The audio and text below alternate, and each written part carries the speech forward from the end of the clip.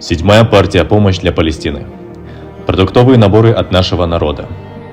Ситуация в секторе Газа, который находится в центре постоянных обстрелов, ухудшается с каждым днем. Бездомное и скорбящее население в настоящее время сталкивается с большой проблемой.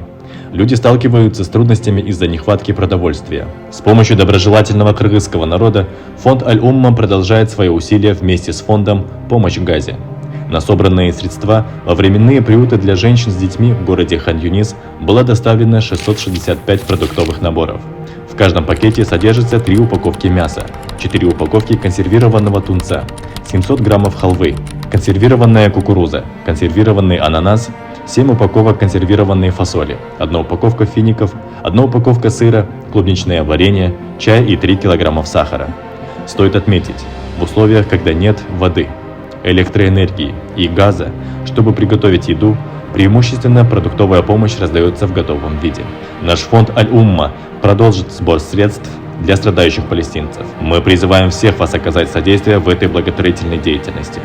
Ваша помощь может стать большим лучом надежды для наших братьев и сестер в Газе.